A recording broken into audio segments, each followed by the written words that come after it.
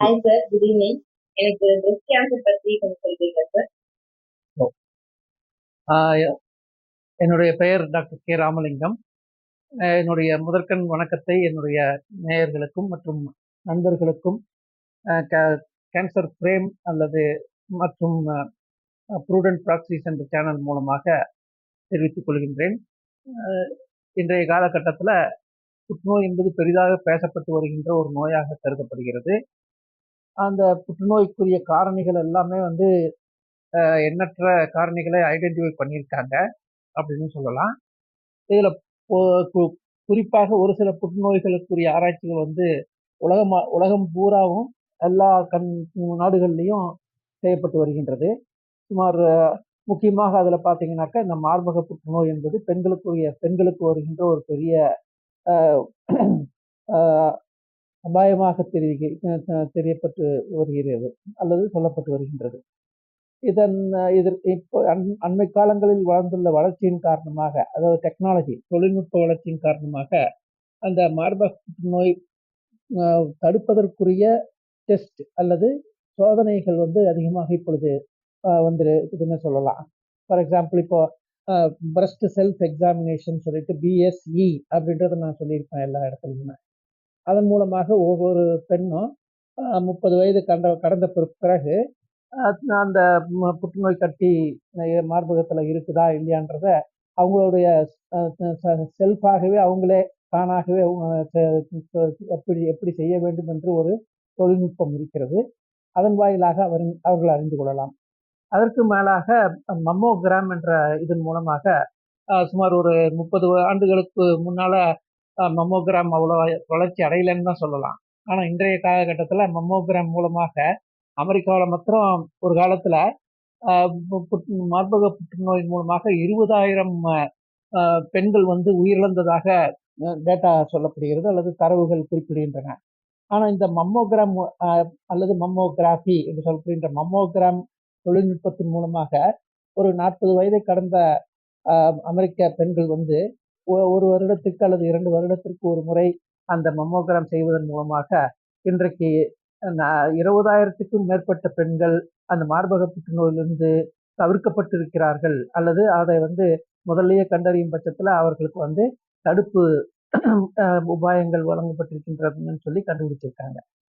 இதையும் மீறி கூட பாத்தீங்கன்னாக்கா இன்னைக்கு இந்த 2 டெஸ்ட் தான் முக்கியமான டெஸ்ட். அதுக்கு பிறகு ஜீனோம் லெவல்ல பண்ணக்கூடிய சோதனைகள் எல்லாம் இருக்கு. ஏன்னாக்கா பிரஸ்ட் கேன்சர் என்பதே மார்பக புற்றுநோய் என்பதே 2 வகைப்படுகிறது.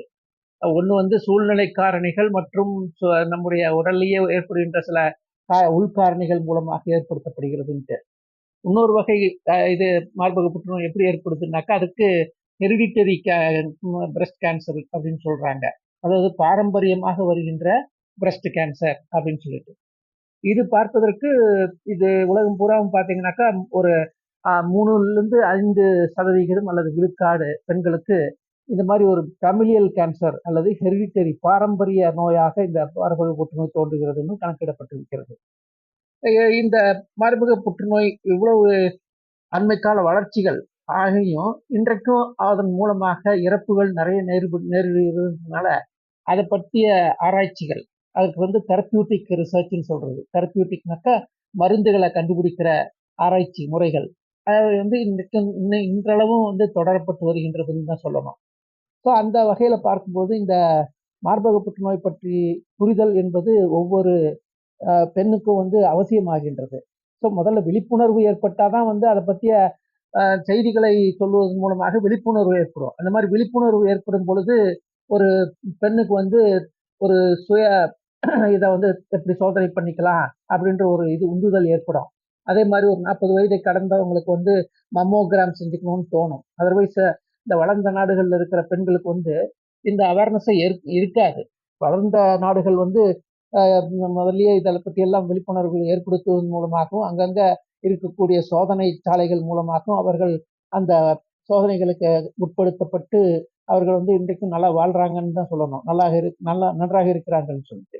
ஆனா நம்ம வளர்ந்து வருகின்ற நாடுகள் சொல்லக்கூடிய இந்தியா, பங்களாதேஷ், பாகிஸ்தான் போன்ற நாடுகள்ல எல்லாம் இருக்கக்கூடிய பெண்கள் ஒரு கூச்ச சுபாவத்தை உடைய இருக்கிறதுனால ஒரு சில சமயங்கள்ல அவர்கள் வந்து வெளிப்படுத்துவதற்கே பயப்படுவாங்க. தன்னுடைய மார்பகத்துல வந்து ஒரு வலி ஏற்பட்டுச்சுன்னா, அதை யாருக்குமே வெளியில கூட சொல்வதற்கு பயப்படுவாங்க. அதேபோல அதற்கு உள்ளுக்கார இருக்கக்கூடிய ஒரு கட்டி தெரியிற மாரி இருந்தா கூட அத வெளியில சொல்லாம இருக்கக்கூடிய நிலைமை தான் இருந்து வந்தது. ஆனா இன்றைய காலகட்டத்துல மம்மோகிராம் வளர்ச்சி அடைந்ததன் மூலமாக, அதே சமயத்துல விழிப்புணர்வு ஏற்படுத்துவதன் மூலமாக இந்த மார்பக புற்றுநோயை முன்கூட்டியே அறியக்கூடிய அ அ அறியக்கூடிய அளவுக்கு வசதிகள் ஏற்படுத்தப்பட்டிருக்கிறது. சாதாரணமாக இந்த மார்பக புற்றுநோய் எப்பொழுது தோன்றும்னு பார்த்தீங்கன்னாக்கா, ஒரு நம்ம இப்போ வாழ்கின்ற சூழ்நிலையில பார்த்தீங்கன்னாக்கா, சூழ்நிலை காரணிகள்னு சொல்லக்கூடிய அந்த பெஸ்டிசைடுகள்னு சொல்றோம். அந்த பூச்சிக்கொல்லிகள்னு சொல்றோம். அதேபோல பல வகையான சில மருந்து பொருள்கள் இவைகளுக்கு உட்படுத்தப்படும் பொழுது மார்பக செல்கள்ல வந்து திடீர் மாற்றங்கள் ஏற்படுகிறது. அந்த திடீர் மாற்றத்தின் மூலமாக ஒரு சில செல்கள், ஒரு செல் கூட திடீர் மாற்றம் அடைவதன் மூலமாக அந்த திடீர் மாற்றம் அந்த செல்கள்ல ஏற்பட்டு கொண்டே இருக்கிறது. ஸோ இந்த திடீர் மாற்றம் எவ்வளவு காலம் நடக்கிறதுன்றது தான் இப்போ முக்கியமான கேள்வியாக இருந்து வருகிறது. அண்மையில் நடத்தப்பட்ட சோதனைகள் வந்து இந்த திடீர் மாற்றங்கள் அக்குமுலேட் ஆயிட்டே வருது. அதாவது சேர்ந்துகிட்டே வருது ஒரு பெண்ணுக்கு. அந்த பெண்ணுக்கு பல எண்ணிக்கையில் அந்த திடீர் மாற்றங்கள் பெருகுவதன் மூலமாக அது 8 வருடங்கள் கழித்து அந்த புற்றுநோய் வந்து பரவுவதாக அல்லது வெளிப்படுவதாக சொல்லப்படுகிறது. 8 வருடம் கழித்து பார்த்தீங்கன்னாக்கா மார்பக புற்றுநோய் எந்த அளவுக்கு இருக்கும்னாக்கா ஒரு ஒரு அரை சென்டிமீட்டர் ஒரு சென்டிமீட்டர் அல்லது 1/3 ஆஃப் அன் இன்ச்சுன்னு சொல்லுவாங்க. 3ல் ஒரு பகுதி அங்குல அளவுக்கு கட்டி உள்ள இருக்குதுன்னு கண்டுபிடிச்சிருக்காங்க. ஆனா அதுக்குள்ளார இருக்கக்கூடிய செல்கள் எவ்வளவு செல்கள் புற்றுநோய் செல்கள் இருக்குன்னு பார்த்தாக்கா ஒரு 100 மில்லியன் செல்கள் இருக்குன்னு சொல்லி கண்டுபிடிச்சிருக்காங்க. 10 பில்லியன் அல்லது 100 மில்லியன் செல்கள் இருக்கிறதாக கண்டுபிடிச்சிருக்காங்க. ஆக வந்து இந்த வகையில இந்த மாதிரி ஒரு கட்டி உருவாகும் பொழுதே கண்டுபிடிச்சிட்டாக்கா அது அவர்கள் வந்து திருத்திக் கொள்ளலாம். அவர்களுக்கு இருக்கக்கூடிய மருத்துவ வசதிகள் மூலமாக இன்னைக்கு எல்லாத்தையுமே சரி பண்ணிடலாம். அதே சமயத்துல அந்த விழிப்புணர்வு இல்லாம இந்த 8 வருடங்கள் கழித்து அவர்கள் வந்து விழிப்புணர்வு இல்லாத விட்டுட்டாங்கன்னாக்கா அவர்களுக்கு வந்து அது பரவக்கூடிய நிலைமைக்கு வந்துடும். அந்த பரவக்கூடிய நிலைமைன்றது தான் கேன்சரஸ் ஸ்டேஜ்னு சொல்றது. அதுக்கு முன்னால 8 வருஷத்துக்கு அப்புறம் வந்து தோன்றுகின்ற நிலைக்கு பேரு ப்ரீ கேன்சரஸ் நிலைன்னு சொல்றது. ஆகவே இந்த ப்ரீ கேன்சரஸ் நிலையில தெரிஞ்சுக்கணும். அது தெரியாத பட்சத்துல அல்லது அதை பற்றிய விழிப்புணர்வு இல்லாத பட்சத்துல அவைகள் வந்து அடுத்த நிலையான கேன்சரஸ் நிலைக்கு போகும்போது அவர்கள் அந்த புற்றுநோய்க்கு ஆளாகிறார்கள். ஸோ அந்த மார்பக புற்றுநோயினுடைய வேகம் என்ன, வளர்ச்சி வீதம் எப்படி இருக்கும், அப்புறம் அவைகளினுடைய வளர்ச்சியின் மூலமாக என்னென்ன பாதிப்புகள் ஒரு பெண்ணினுடைய உடல்ல ஏற்படுகிறது, அவை எவ்வாறு வளர்கின்றதுன்றதெல்லாம் ரொம்ப பெரிய ஆராய்ச்சியாக இன்றைக்கு கருதப்பட்டு வருகிறது. ஃபார் எக்ஸாம்பிள் ஒரு கட்டி வளர்றதுக்கு வந்து அது வந்து புற்றுநோய் கட்டியாக மாறின பிற்பாடு அது வளர்றதுக்கு பலவிதமான காரணிகள் தேவைப்படுகிறது.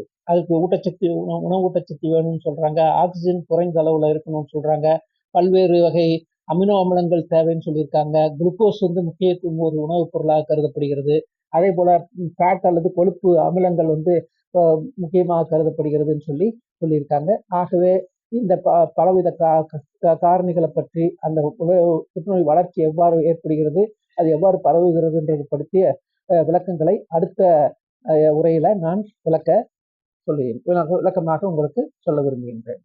தேங்க்யூ.